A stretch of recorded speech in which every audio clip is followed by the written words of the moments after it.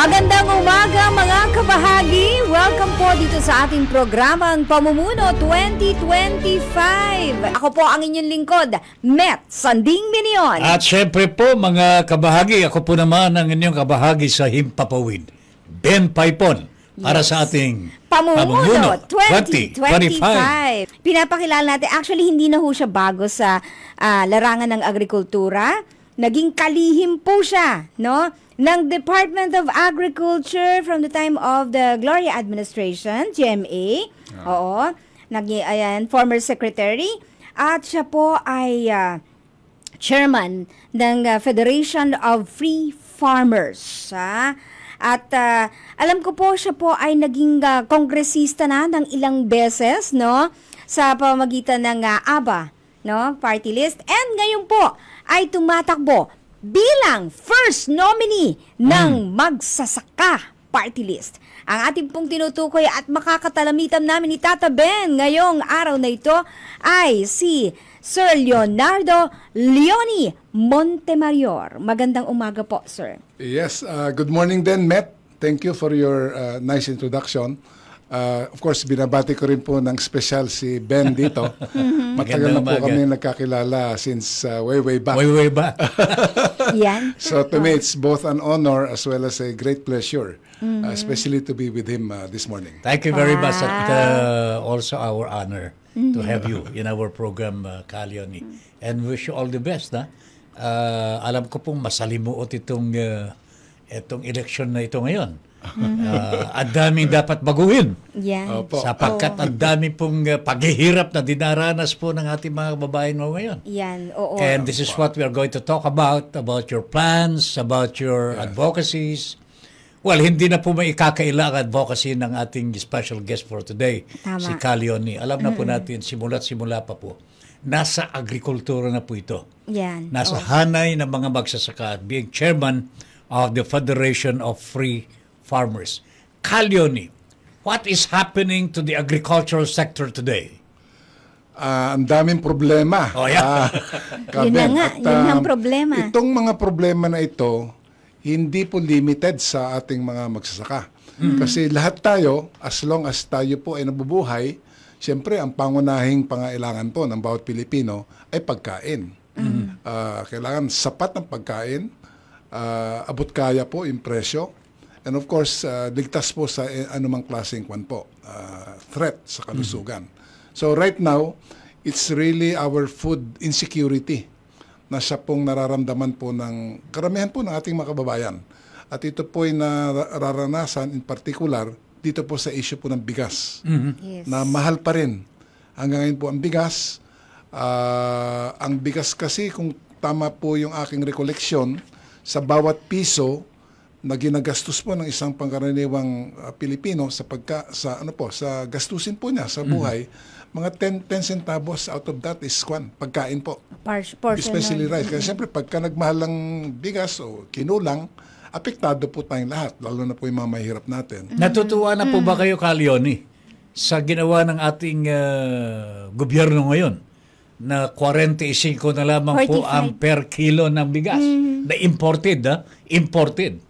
Opo. Well, on the side of the I would say yung ating pong consumers, it's a good move na iset ni Secretary Laurel to maximum ng 45 pesos yung presyo po ng imported na bigas. Kasi actually, kung tutusin, nagmura masyado ang halaga po ng imported rice, pero until now, hindi pa rin reflected sa retail prices po ng bigas. On the other hand also, nakikita ko rin po, careful din si Secretary Laurel na i-balance po itong MSRP sa bigas as against yung pong presyo po ng palay.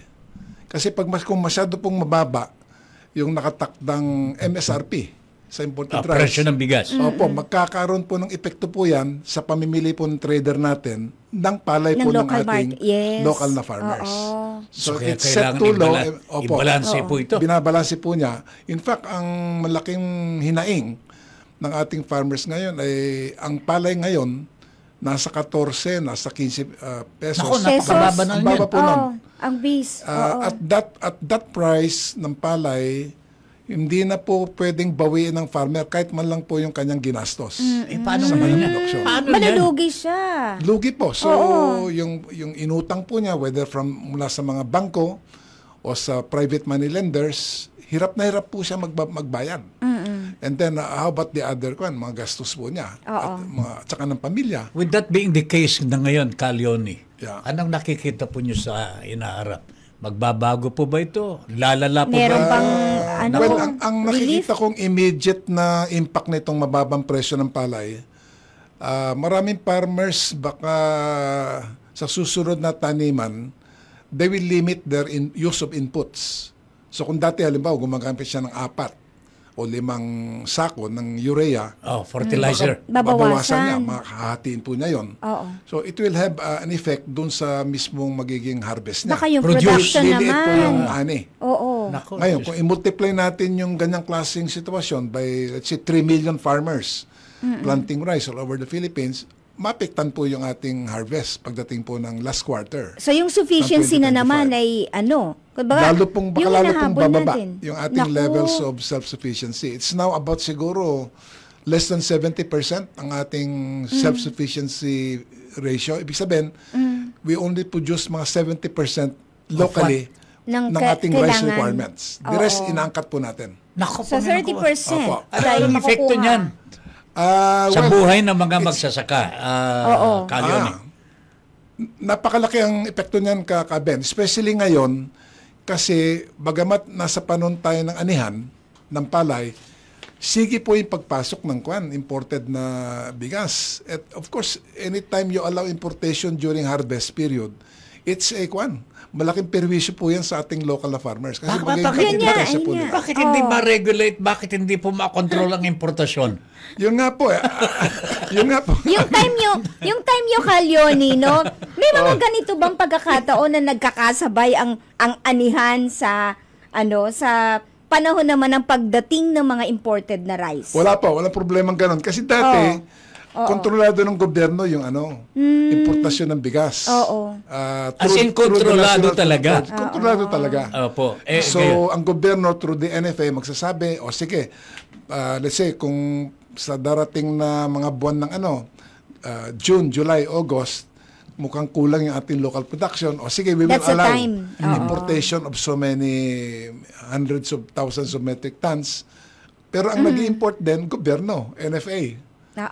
So, it's the government that decides whether to import, when to import, at what price. Right timing, So, kumbaga. protektado talaga ang farmers natin noon. Pero ngayon hindi na. Kasi tinanggal na nung rice tarification law Yes. RTL na sinasabi. Alright. Nako. Speaking of the RTL, Met, Yeah, mamaya oo. po, itatanong natin kay Calioni kung sakasakali babalik po siya sa Kongreso. Sa Yes. pamamagitan ng kanilang magsasaka party list. Na po. Apa.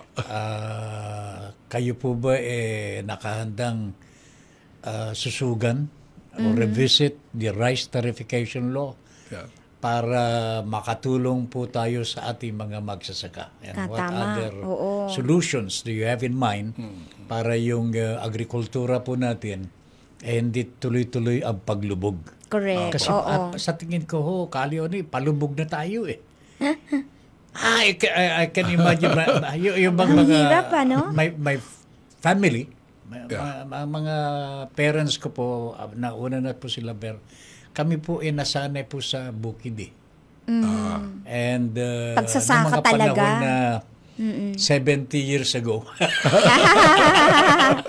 70 years ago ang sarap po ng kumain ng yung fruit of your labor, Yes, di ba? yes, Galing yes. po sa bukid at sagana pa, marami pero ngayon po di na Nako. So, Sige.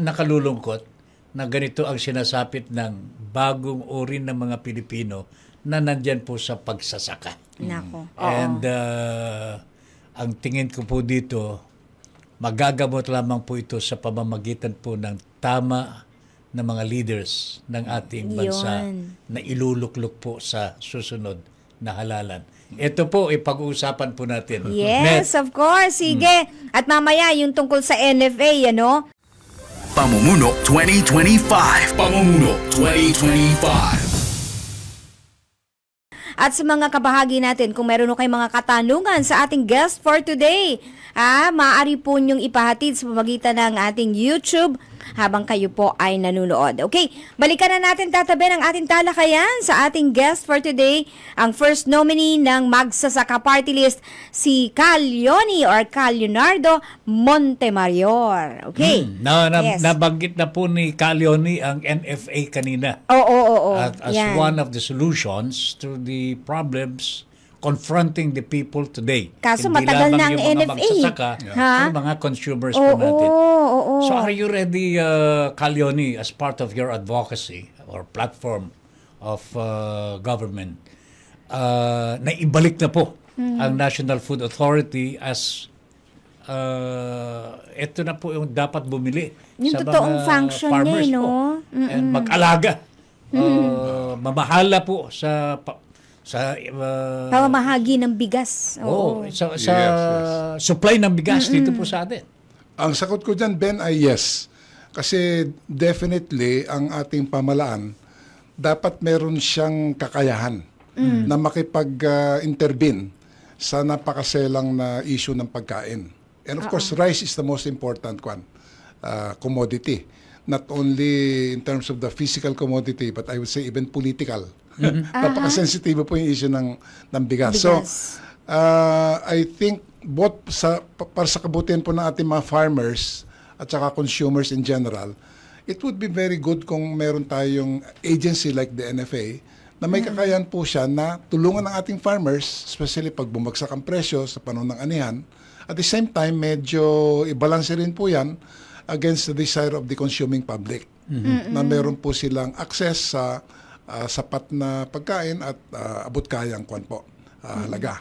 So that balancing act can be malaki ang pwedeng magawa pagka na ripaso at siguro kailangan din pong palakasin uli yung mandato po ng National Food Authority. Okay. Yes. Sa tingin po ba ninyo, Cal Leoni, mangyayari pa po yung promise ni Mr. Marcos nung kampanya pa niya? Na magkakaroon po tayo ng Yung 20 pesos halaga, per kilo. halos kalahati ng existing price ngayon ng halaga ng bigas. Well, it's still possible, of course, no? Kaya lang, mangangailangan po yan ng malaking talaga. Yung kumbaga, unang-una, dapat may strong political will ating gobyerno in terms of yung maglaan ng sapat na pondo, budget, para sa magampanan, maabot po natin ng 20 pesos na presyo ng bigas. And then, of course, dapat yung various government agencies tsakin na talagang gagalaw ng maayos. Kasi maaaring malaki yung pondo, pero kung nalulustay lang po sa kung ano-anong mga hindi tamang galaw ng ating mga implementing agencies, sayang lang po. So it will require a combination ng strong political will and adequate resources para maabot po yung 20. But it's possible na, Ben, it's possible. Kung mapababa na, kasi ang critical dyan, unang-una yung gastos po sa pag-produce po, halimbawa ng palay. We have to bring down yung gastusin po sa pataba. Oo. Of course, Fertilizer. Dito lang sa fertilizer, medyo difficult na challenge yan kasi lahat ng fertilizer natin, inangkat natin imported. Imported. But we have the alternative of promoting what we call biofertilizers. Ito po ay... Bakit hindi nangyayari yan? For a number of reasons, Ben. Baka may ibang kumikita sa imported kasi. Pero ang technology, nandyan na po yan. May mga kumpanya po na nagsasagawa niyan. And napakamura. Kasi ang ginagamit po dito na proseso ay galing po sa yung bakterya po na natagpuan po sa talahib grass. O yan po through the bacteria, meron pong paraan na isinasaksak po yan sa ugat, root system po ng mga halaman like rice. So pag dumami po yung bakterya doon sa ugat, sila na po yung maghahanap ng pagkain mula sa lupa. Including fixing of the nitrogen from the air. That technology is with us already. It's with us. Dapat Hindi pa po na ipatutupad. pinatutupad po but in a limited way. So kailangan yan talagang Ma-access lahat. itulak po ng gobyerno natin. Oo. It will have the same effect of reducing our fertilizer costs at the same time yung pagkaasim po ng lupa. Kasi pag sumobra kasi yung chemical o synthetic fertilizer, magiging acidic yung soil. Humihina din ang production. By organic fertilizer, we have the benefit of helping to restore the soil fertility. Dapat Tsaka pala mura. ganun. Oo. So yun, that alone, meron na po tayong solution dyan sa pataba. Labor cost, siyempre, more machinery. Ginagawa naman po yan, but still, ang gobyerno po natin will need more more funds para mas marami pong makinarya maipamahagi po natin sa ating mga magsasaka. So the basic solutions are there, Ben. Is it funding that is the problem? It's a combination nga of funding at saka yung proper execution. Oo. Opo, by the And the various- executioner. Baka mamaya nandiyan na yung pondo. Walang gumagawa, walang kumikilos ng maayos, hindi ba? Kaya right now, for example, we are in discussions with Secretary Laurel at saka si Administrator Lacson ng NFA kung paano pwede magtulungan yung ating mga magagaling na kooperatiba na magsasaka para maging mas efficient po yung pamimili po ng palay, for example, Yes. during harvest. So maganda-ganda ang presyo. May mga bodega rin po yung private cooperatives. So hindi lang NFA ang mayroong bodega. So paano po magtulungan to bring down costs, increase the prices for farmers, at bring the end product, in this case bigas, sa ating consumer sa mas magandang presyo. So, nandiyan na po yan. We are starting to work together on this. All right. Okay, sige. Pag-usapan natin ang kanina sinasabi nyo pagpopondohan. What can you say about the budget of the government sa Department of Agriculture particularly? Kailangan bang taasan? Kailangan or sabi nga sakto lang sa ngayon. Yun na lang ang sipagan natin para lahat ng mga proyekto, mga programa sa agrikultura ay maisakatuparan. Kulang na kulang pa rin yung pondo. Yung budget. Kasi sa ibang bansa, especially, for example, yung Vietnam at saka Thailand, ang porsyento po ng budget, ng overall budget nila Sa agrikultura po. na nakalaan po sa agriculture is anywhere from 4 to 6% of their total budgetary pie. Okay. 4 to 6%. Tayo sa Pilipinas, swerte siguro kung meron tayong 2 to 3%. Okay. So, doble po, if not more, ang nakalaan po na budget for agriculture in Thailand and Vietnam. Sila po yung principal sources po natin ng imported na Yun bigas. Yun nga po. And part of the reason is because in terms of mga patubig, in terms of yung mga technical assistance mula sa mga technicians, etc., mas malaki po talaga ang itinataya ng kanilang pamalaan sa agriculture compared to ours. So, siyempre, if you put in 2 pesos worth of inputs, you only get so many sacks of additional Masakit pa dito, Calioni. Kulang na nga po tayo sa budget sa agrikultura. Binubulsa pa. Ay, sa problema yun. Paano natin malulutas ito? I think this is the problem here Correct. Oo. Well, may mga mechanisms naman, Ben, Apo. na to some extent ginagawa na, pero still it needs more strengthening. Like dati, yung fertilizer binibigay sa pagsaka ng in kind Oo. Sabi Yun na namin, mismo. kung na lang, through voucher system na lang. So, wala na yung physical handling and all that. Or even better still, yung mga qualified na farmers natin na tumanggap ng fertilizer subsidy, idaan na lang sa kanilang ATM. Oo. Opo. Diretso Tapos sila na. napipili ng fertilizer na gusto nila. Gagamitin. Oo. So, on time pa. On time pa yung pamimili ng abono at on time din yung pag-apply. Yes. Kasi, Yun ba yung nasusunod? unti-unti na pong ginagawa yun. Unti-unti nga lang. Unti-unti pa lang. Unti-unti nga lang. Oo, later on. Nako.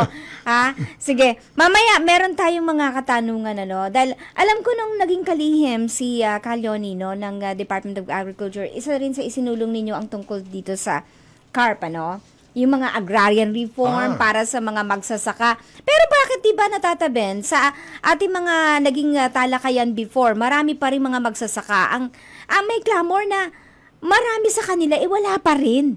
Wala pa rin. Walang lupa. Walang lupa, no? Nakikisaka, ha? Oo. Ano ba ang nangyari dito sa proyekto nito ng gobyerno before? 'Di ba? Kalyoni. Oh. Well, masyado na pong kumbaga slow motion yung implementation ng land reform. ng land reform. Slow motion. Slow motion. Sa Bumagal. pelikula lang ho yan Sa ibang bansa, Oo. siguro dahil din yung kanilang sistema doon less democratic at Okay. saka mas authoritarian yung gobyerno po nila. Mabilis po yung yung pag-implement I think in Taiwan less than 10 years tapos na.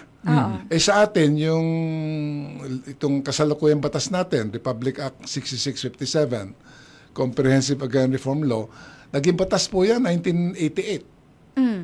Which means, It's now 2025. 2025 na So, ngayon.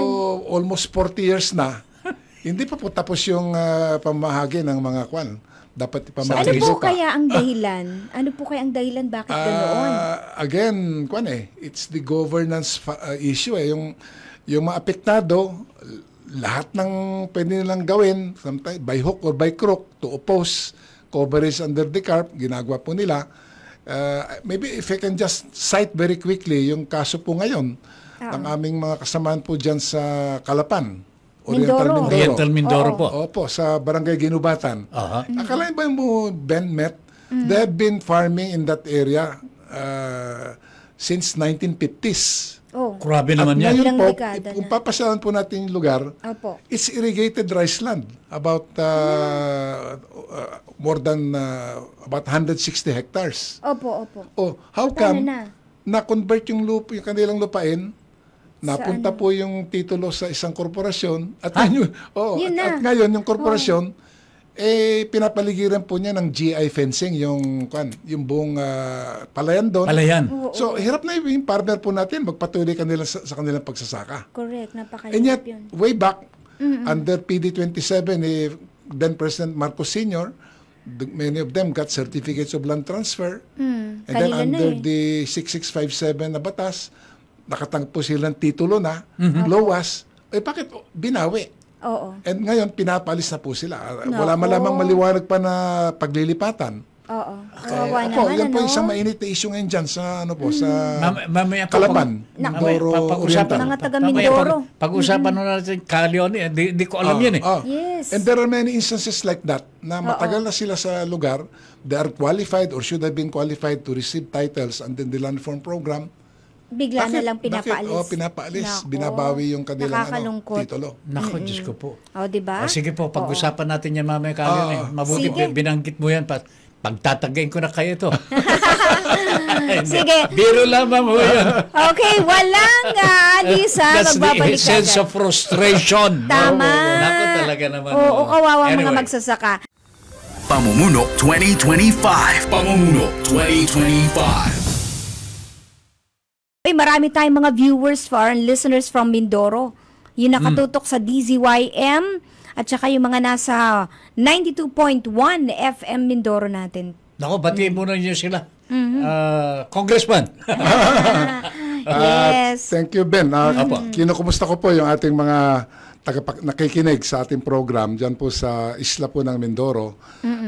Particularly yung pong ating mga kasamaan po dyan sa Barangay Ginubatan. Ginubatan. Ginubatan, Calapan City, Mindoro Oriental, na ngayon po ay nasa matinding paghihirap.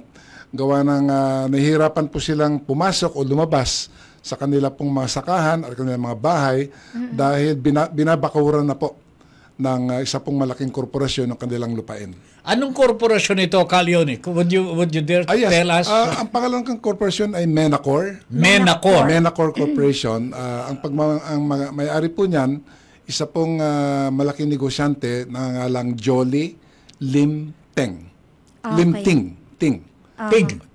Lim Ting, yung apelido. Chinese? I think Chinese-Filipino, kung hindi ako nagkakamali.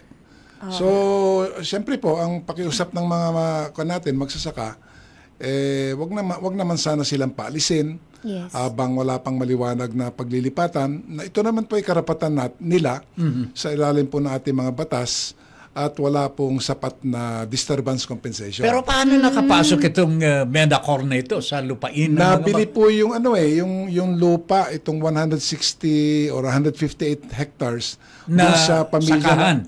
na dati pong nagmamay-ari. Ito po yung pamilya ng Luna.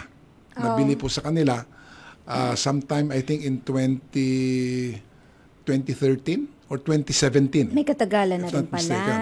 Oo. At you know, Hindi, Ben, itong ano lang 2013. 2013. Met up to oo. 2017 or 18, nagbabayad pa rin ng buwis yung mga farmers sa okay. pamilya po ng Luna. So they are tenants, they were tenants. Kaya lang nung nabili na yata ng Menacor yung lupa, they refused to accept yung pong Yung mga mga yearly rentals. Oo. Oh. But under the law, protected dapat yung Dapat, security oo. of tenure ng mga tenants doon Sila ang priority, di ba? Kasi sa Priority tagal dapat, sila pero ang naging problema kasi, nagkaroon ng reclassification ng lugar nila back in 1981 by the LGU na ito daw ay reclassified into a light industrial zone. Naku Pero at that time, Industrial, and even pero- until now, pero dito sakahan magpapalay po yun. irrigated na Yun na palayan nga eh. Bana. Ang ganda ng ani po ng palay doon. Naku talaga So, naman. paano, well, nakaraan na yun. Paano Yes. nagkaroon ng reclassification into a non-agricultural use na the principal use is really So anong ahensya ng gobyerno agricultural. po ang gumahawak sa kaso? Right now, ang isa pong agency na nananawagan po kami na makatulong ay yung Department of Agrarian Reform. Sa pamuno po ni Secretary Conrado Estrella III. Dahil maliwanag po, may dating desisyon na po yung predecessor po niya, si Secretary John Castrichones. Apo. I think this was way back in 2013, I think. Nasabi ni, or 2010 or 2013, nasabi ni Secretary Castrichones, okay, kung gano'n ang finality ng doon, ng sitwasyon doon, at the very least, bago po paalasin ng mga tao doon, dapat they should be given disturbance compensation at may suitable relocation site. At habang wala yon, dapat ipatigil ang DAR. Yes. So we are asking Secretary Estrella to issue immediately what is called a cease and desist order. Okay. Itigil muna yung pagbabakod until such time as na-comply na po yung mga kwan. Lahat Yung ng mga disturbance compensation as kailangan well na as the magsaka. relocation site. Pero isosurrender na po ninyo itong Nakakalungkot naman. Yun na sakahan yun na ito. As it stands kasi right now, Ben, nagkaroon na ng final ruling yung Supreme Court on that. on that Wala issue. nang laban. O natalo sila sa legal Oh my na goodness. laban. But it took them many years na for that to happen. But tinitignan pa rin ng abogado ngayon kung there is a way to pa rin. To appeal.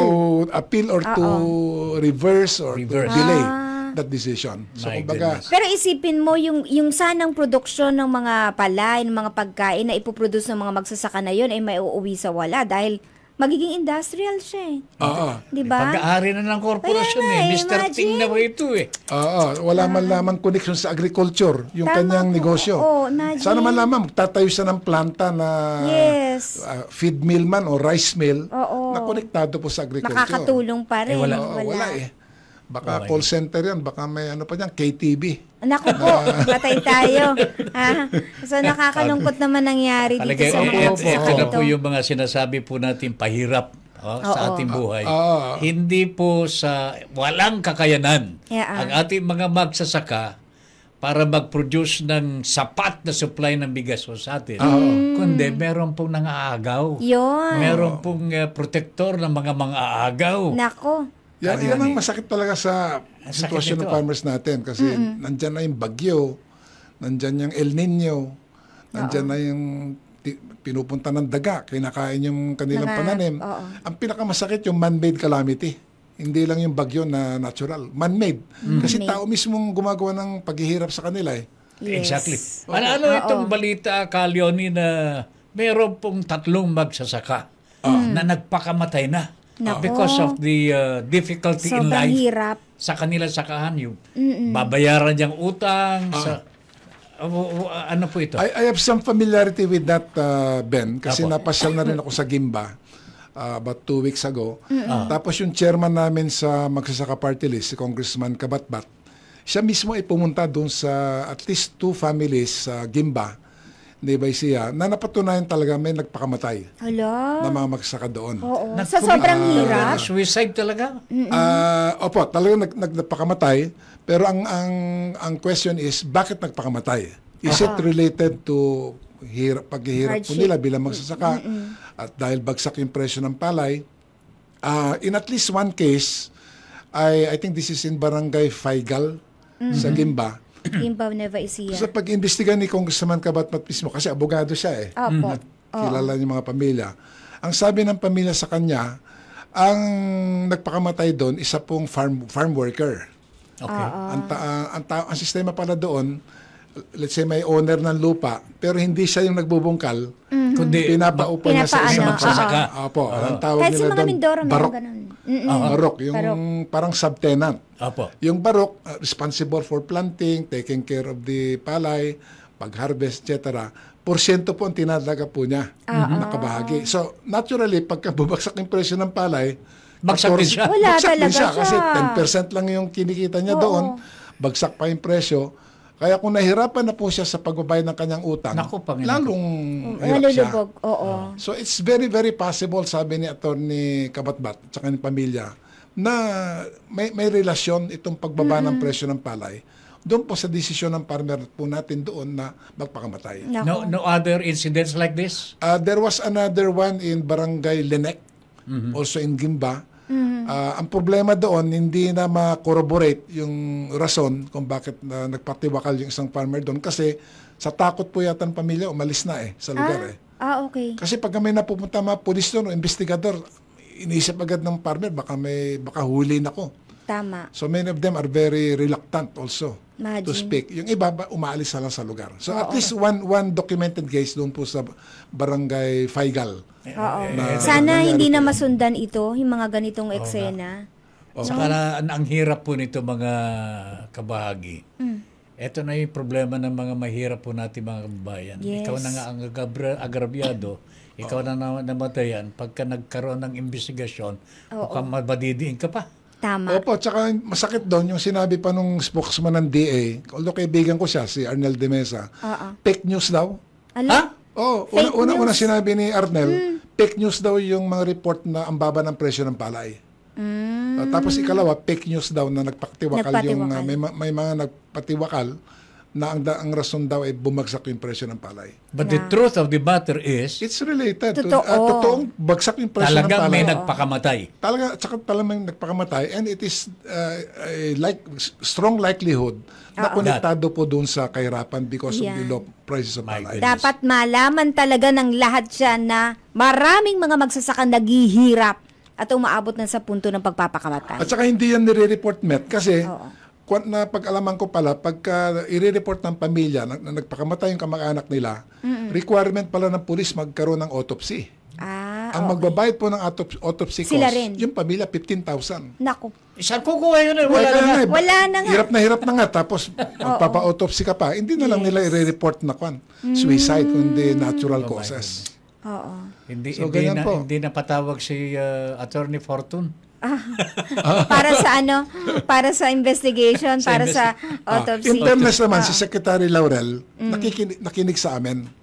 At sabi niya, dapat ang binigyan ng din dito, yung anong hakbang gagawin ng ating pamalaan. Yeah, exactly. Yun. Paano ma-address yung presyo po ng palay? That's right. At saka, express na lang tayo ng yung condolences Condolence sa sa kinamatay. pamilya. Hindi yung sasabihin pa, hindi totoo nagpakamatay. My goodness. Anyway, Okay. Met. Sige. Break Mamaya. muna tayo. Mamaya pag-usapan natin ang mga smuggling. Sinasabi patuloy pa rin ito Kaya dagdag pahirap pa rin sa magsasaka natin. Pamumuno 2025. Pamumuno 2025.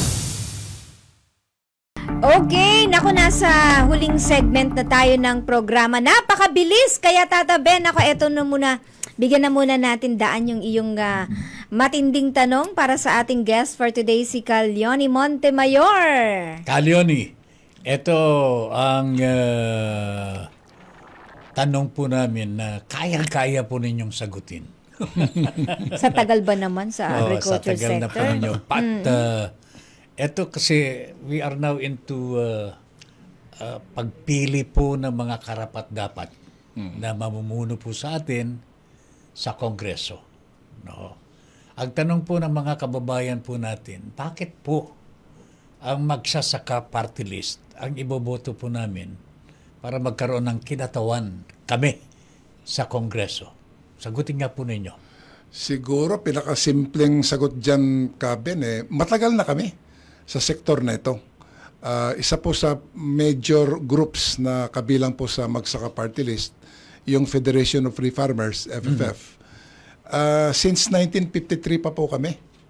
Lahat ng mga batas kaugnay po sa agrarian reform, nagkaroon po ng malaking partisipasyon ang FFF from panahon ni Pangulong Magsaysay hanggang sa kasalukuyan. Kaya kung kami po yung napasok po sa Kongreso through the Magsaka Party List, dadalhin po namin yung karanasan na yan at saka yung karunungan dito po sa ating Kongreso.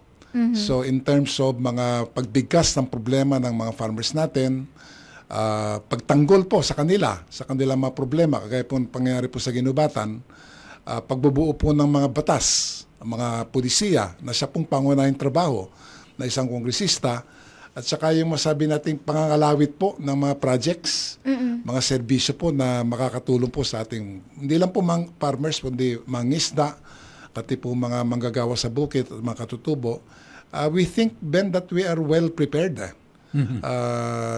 Especially because of the past experience na magampanan po namin yung papel na yon. Kasi ang talagang papel ng isang party list congressman, kagaya sinabi ko po, unang-una magsilbing tinig at tagapagtanggol ng sektor na hirap na magkaroon ng mabisang representasyon.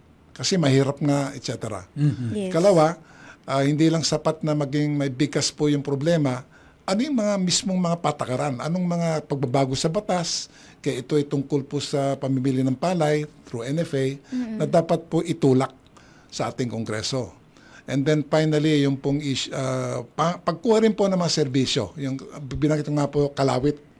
Magsisilbi po akong kalawit para yung mga dapat ibigay na mga tulong ng gobyerno sa ating farmers at saka fisher folk ay talaga pong makakarating sa kanila na wala pong bawas o wala pong deductions. Yeah. So, yun nga po, we think we are well prepared.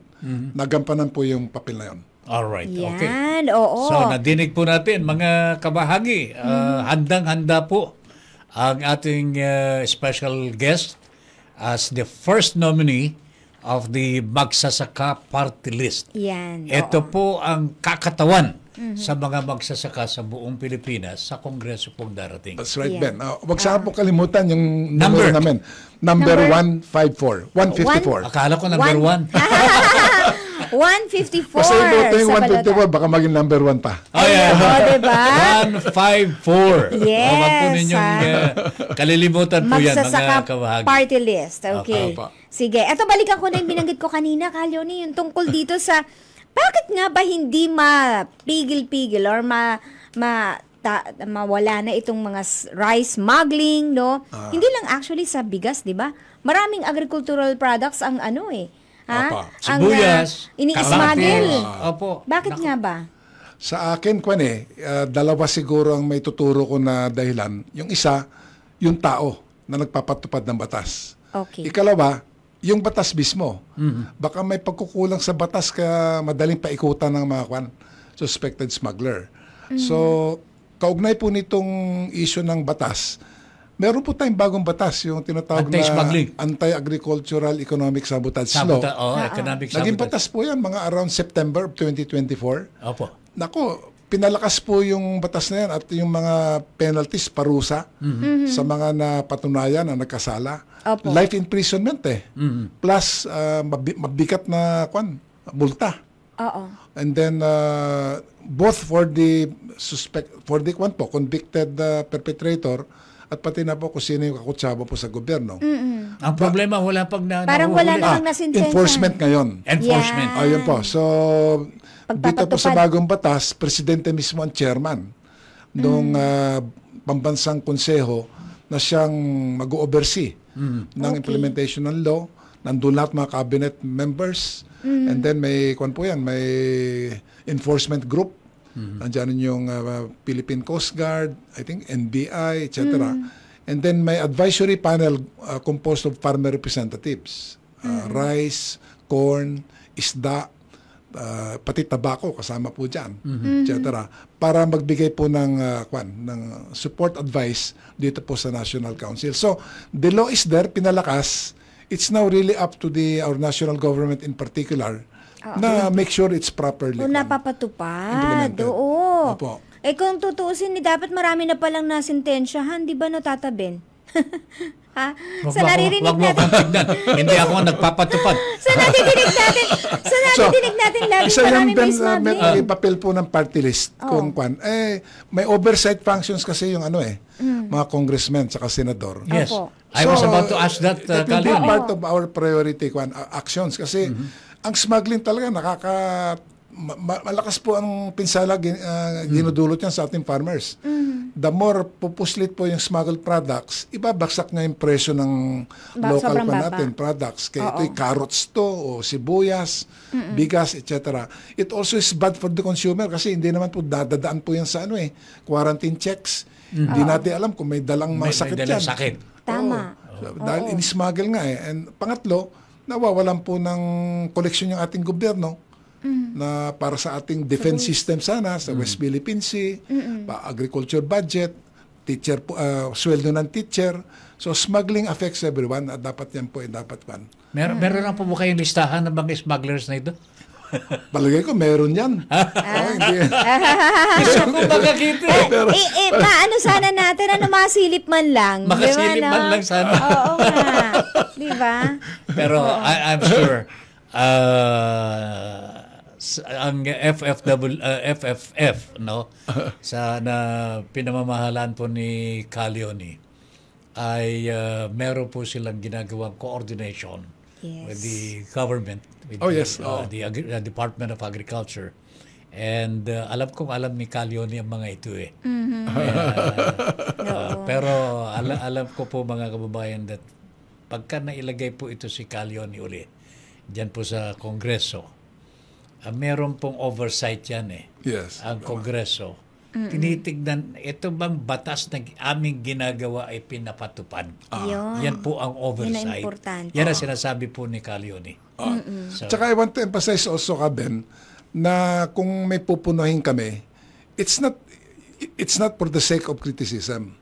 Pero gusto namin magkaroon ng pagbabago, maayos yung problema. Correct. Kasi pag naayos yun, lahat tayo makikinabang po tayo So that's the spirit in which we will approach this oversight responsibilities of a member of Congress. Okay. All right. So, Ayan. So, sana bumaba nga ng 25 nga ang presyo ng bigas sa mga susunod na panahon, no? Okay, so maraming salamat Calioni for your time na binigay po dito sa ating programa. Bagamat ngayon ay holiday, maraming nagbabakasyon, nagpapahinga, ay still kayo po ay nandito at nakasama namin. At magpapasalamat na rin tayo sa mga kasama natin sa production, hingin muna natin ang pasasalamat ng ating special guest sa ating mga taga-subaybay. Malaking pasasalamat ko rin na Kaben and Net dito po sa pagkakataon na makapagsalita dito sa ating program. Sana po mamabutihin po na ating mga tagapakinig na sumuporta po sa aming party list group. At makakaasa po kayo yung aming pong gaganapin na tungkulin. Ito po ay, ang Magsasaka Party List po o MPL, ito po ay magsasaka para sa lahat. Hindi lang po para sa magsasaka, para sa lahat.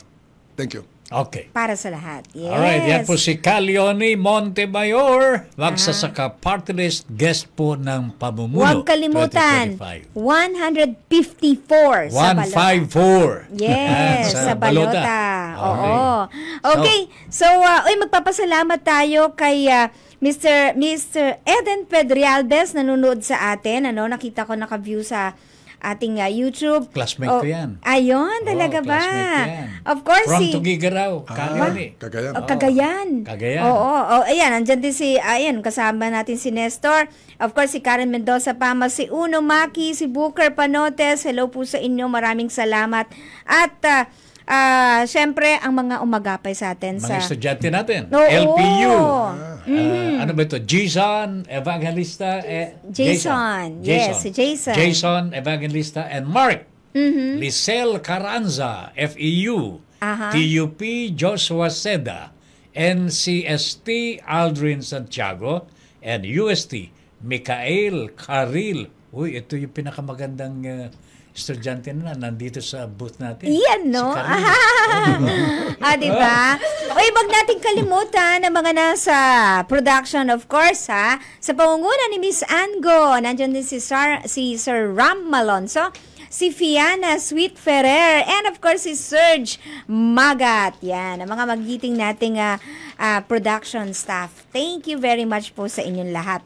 At nako, natapos na naman ang isang oras nating talakayan dito sa Pamumuno 2025. Of course, tomorrow meron na naman tayong i-feature na tumatakbo ngayong May 12, 2025 elections. Ako po ang inyong lingkod, Met Sanding Minion. At syempre po, mga kabahagi, ako po si Ben Paipo. Nagpapasalamat po kay Calioni. See you in Congress.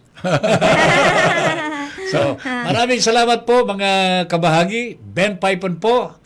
At syempre, Met Minion Sa Pamumuno 2025. Pamumuno 2025. Pamumuno 2025.